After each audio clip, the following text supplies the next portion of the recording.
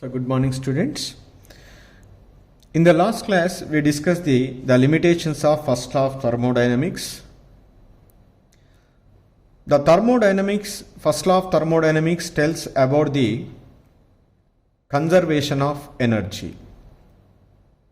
But it does not explain in which direction the process has to be takes place. The process are two types, spontaneous process and non-spontaneous process. The processes which takes place on their own, they are called spontaneous process, which does not takes place on their own, where we require the energy continuously supplied to the system to occur that process, they are called non-spontaneous process.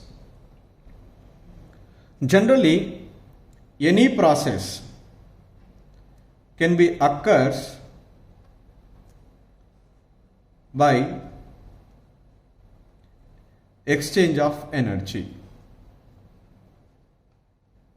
Exchange of energy. That means energy change. Either energy is released or energy is absorbed. Any process. Let us take certain examples. The normal examples, like you know very well, the falling of a cricket ball.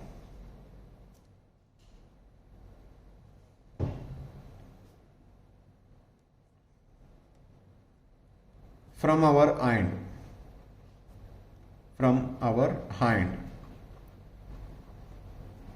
Or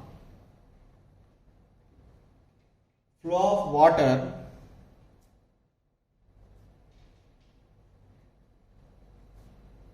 from high level to lower level, or rolling off rock from higher level to lower level. So all these processes takes place on their own.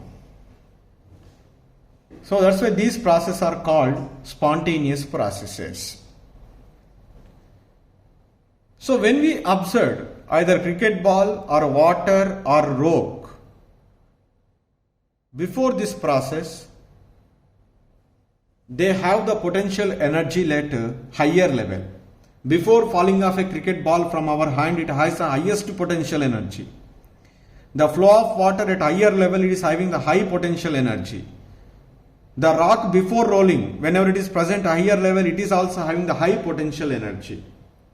Once that process is initiated, they will be comes to the lower level. Whenever the cricket ball is touches the land or water level, the water will be reaches the lower level, or rock will be reaches the lower level.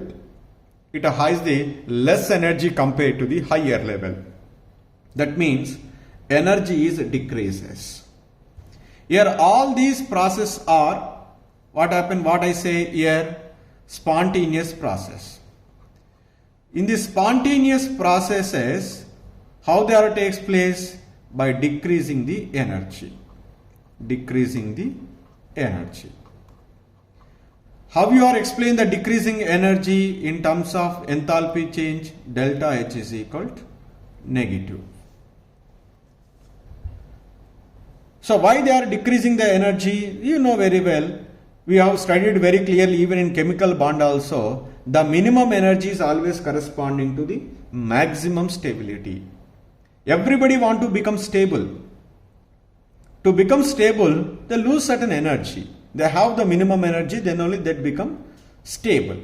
Here also the physical and chemical process are accompanied by decreasing energy, are said to be spontaneous process. Now, in which chemical process the decreasing energy takes place? This is you know very well. That is exothermic reaction. That's why I'll write one statement here. The most of the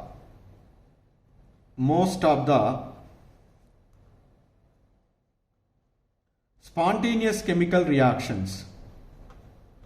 Spontaneous chemical reactions are found to be exothermic. What is it? Exothermic. That means delta H is equal to negative. For example, you know very well, burning of a coke. When we are burning the coke, what is happened? Energy is released. CO2 gas. That is delta H is equal to negative, whatever the value. N2 plus 3H in the formation of ammonia from nitrogen and hydrogen gas. So this is also called 2NH3 gas. Here also delta H is equal to negative. So here like that, even that is hydrogen gas plus chlorine gas to form 2HCl gas, colon delta H is equal to negative. So all these reactions takes place spontaneously by releasing the energy. So in all these one, the energy of the system is what happened? Decreases. When you are getting the delta H is equal to negative, whenever the products are having the lesser value than the reactants. When the lesser energy or more energy. During this reaction, more energy reactants are converted into less energy product with the evolution of energy. This is corresponding to the less energy, that is maximum stability. So all these processes are spontaneous process. So from this one, what I say that the statement is the sign of delta H, sign of delta H may be taken as criteria, may be taken as criteria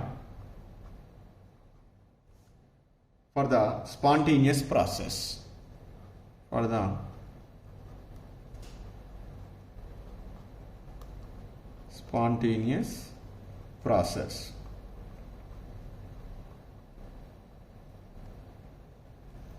So that the delta H is equal to negative.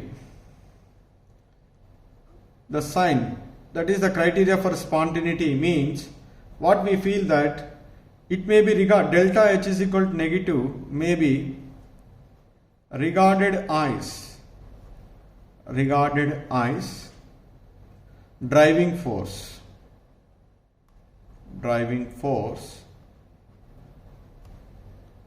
behind the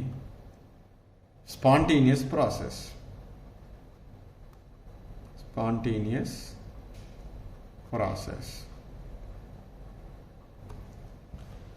So here delta H is equal to negative is the criteria for the spontaneity. And that means whichever the reactions delta H is equal to negative, that is said to be the criteria for the spontaneous process. For example, say, will I write the reaction whether it is spontaneous or not, let you decide. A reaction H2O liquid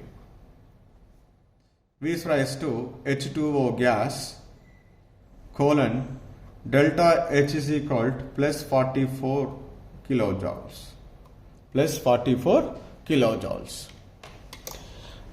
So now here it is in a physical process. The liquid of water is converted into gaseous state. Delta H is equal to positive sign is there. Is it a spontaneous or non-spontaneous process? If this is the criteria we can take, it is said to be non-spontaneous process. To say spontaneous, what is the criteria? Delta H is equal to negative. But here what is there? Delta H is equal to positive. So that what you say here, it is a non-spontaneous process. But still, it is said to be a spontaneous process. It is spontaneous process. Not only that. So now, let us take the one more example of N2 gas plus O2 gas gives rise to NO2 gas. During this reaction, delta H is equal to positive value is there. When delta H is equal to positive, what is that? Non-spontaneous. But this reaction is spontaneous.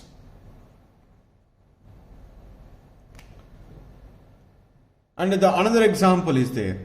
Here, you know very well, expansion of ideal gas into vacuum. Expansion of ideal gas into vacuum. Expansion of ideal gas into vacuum, that is, here delta H is equal to 0 during this process. If delta H is equal to negative, it is said to be spontaneous. If delta H is equal to 0, it is said to be spontaneous? No, non-spontaneous. But however, this process takes place on their own. That's why it is called spontaneous. There is some other reaction is there. That is the reaction between acetic acid and alcohol. CH3 C double bond OH plus C2H5OH gives rise to CH3 C double bond O C2H5 plus H2O liquid. In this reaction, delta, the amount of enthalpy change is almost 0. If the enthalpy change is equal to 0, it is said to be a non-spontaneous process, but it is a spontaneous process. But what we discussed here, delta H is equal to negative maybe is the criteria for spontaneity. Even though the delta H is positive or delta H is equal to 0, so it is said to be, what is there? Spontaneous. But actually non-spontaneous. But reality, what is there? These are spontaneous. So, there are some other example I would like to give in. Now, H2 plus I2 gas. H2 plus I2 gas gives rise to 2HI. The delta H is equal to positive. The reverse reaction, if I write 2HI gives rise to H2 plus I2. Delta H is equal to negative. If delta H is equal to negative, then what is the process it is said to be? It is said to be spontaneous. This is spontaneous. So then delta H is equal to positive. Once the forward reaction is spontaneous, oppositely reaction is obviously non-spontaneous, but it is also said to be spontaneous. So from all these examples, what we concluded that the delta H is equal to negative may be the criteria for a process to be spontaneous, but it cannot be the only one and sole criteria. This means that there is some other factor must be involved to make that process spontaneous, even though the delta H is equal to negative or positive or equal to 0. Because these are the examples very clearly says that even though the delta H is positive, all these processes are said to be spontaneous, means in addition, okay, not only the delta H value, but there is some other factor is there to make the process is said to be spontaneous. What is that driving force? And to say here, I would like to give one statement very clearly. Delta H is equal to negative may be the criteria for spontaneity, may be the criteria for a process to be spontaneous,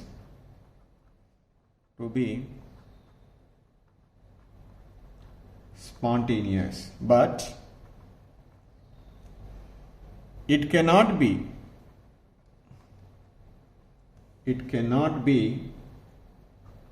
the only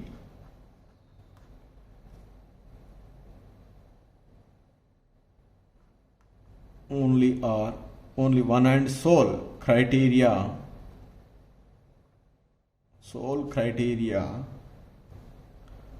This means that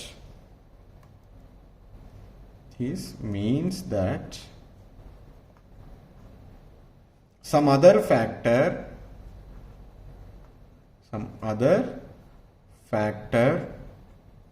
must also be involved.